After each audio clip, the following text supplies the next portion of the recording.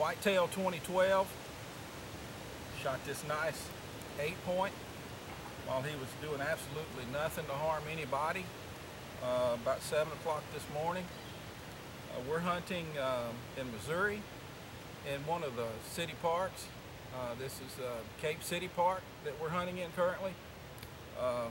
Before you guys blow up my Twitter and ask me how is it I consistently knock down big bucks like this year after year, I'm gonna tell you. The only thing we do different here is we pay greater attention to deer sign than the average person. Let me show you what I mean by that. This here is a common deer sign that you drive by every day. Going to work, going to school, wherever you go. You need to stop and realize that these signs are up for a reason. There's monster bucks just like this that cross right here every day. We pay attention to signs like this. Here's another sign that can be very helpful. Posted no hunting. You see them all the time and you think, well, you got to keep on going. You can't stop there. Well, that's not so. This is an indication of some very good buck activity when you see a sign like this. Here's another sign. The city park signs. You see them every day. You don't think much of them. It means big bucks. But what we do is we try to find all three of these signs within close proximity to one another.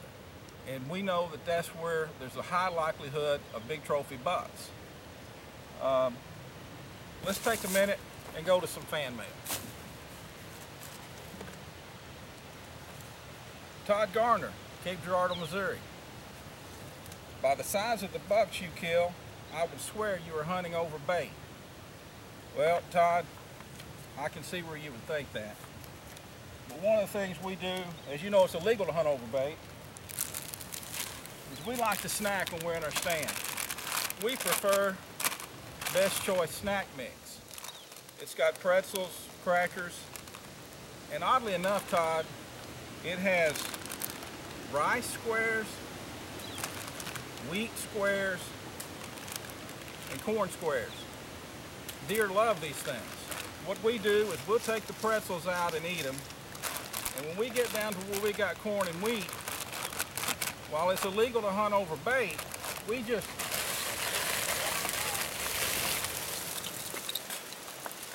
it's not illegal to be a sloppy eater.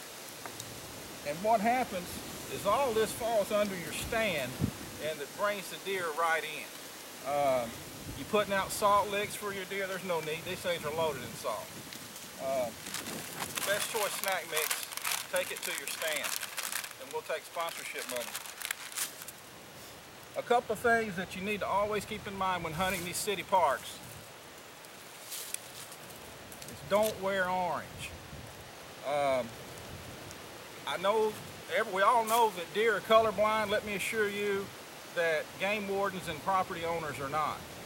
They can see this stuff from a mile away.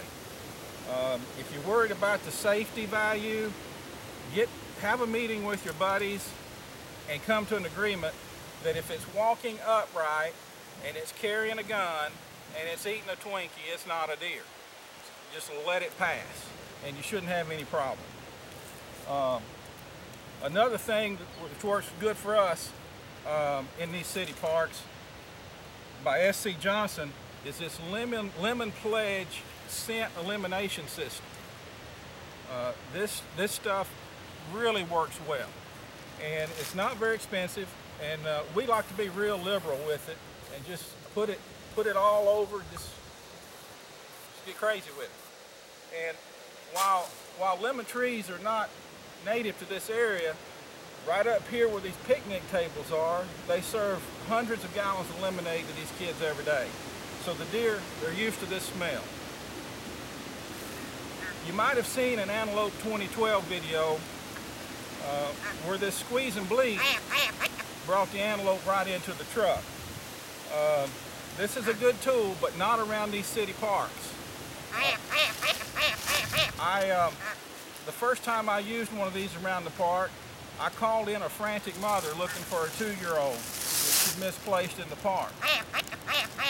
and I mean she busted the brush, ruined the hunting for the rest of the day. So don't use these around the city parks.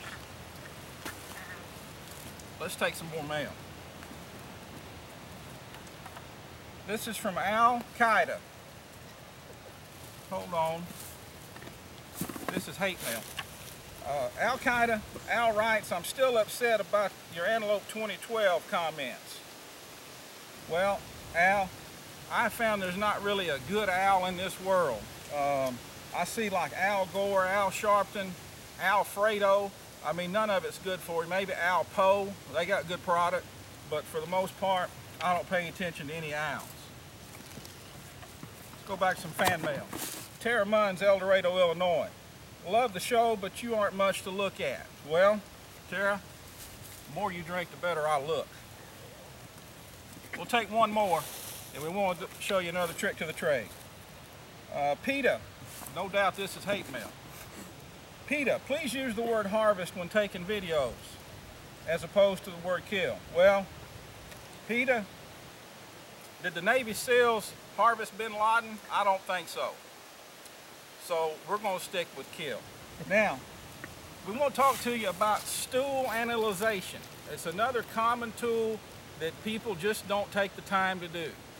It can tell you a lot about the deer you're hunting and how to home in on his movements and his activities. So let's go right over here to these stool piles that we found earlier. Right here, for example. Here's some common deer stool that you walk by in the woods every day. And what does this tell you? It tells you that a deer takes a dump in the woods. Well, we already know that.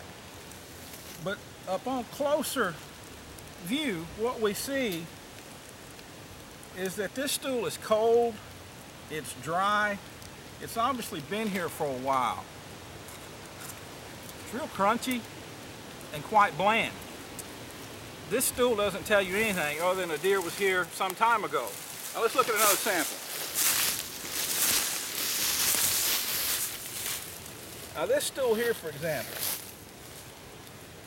it's still warm, it's kind of wet looking. Now, this is really sweet, kind of stringy.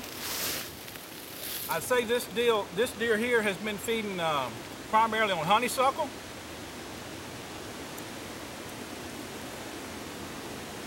There's also a kind of a salty, nutty texture. I think this deer's also been on some acorns and maybe a salt lick. But if you're not doing stool anylization, you're really leaving a lot of tools in the bag.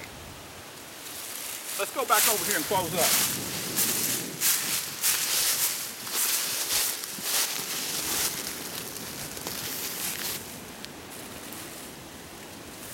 What we've got here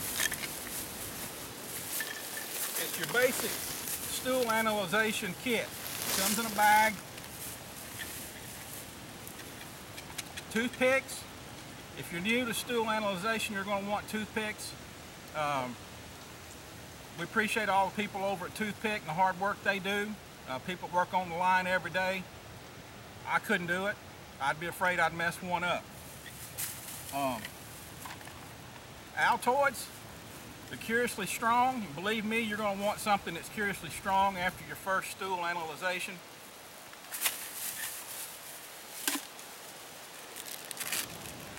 Granola bar, I'd like to thank all the people over at Granola Bar for the hard work they do. How they get that granola to stick together, I don't know, but this is good stuff. It keeps us in the field on cold days. Dasani water. Water's water, but we need sponsorship money, so plug to Dasani.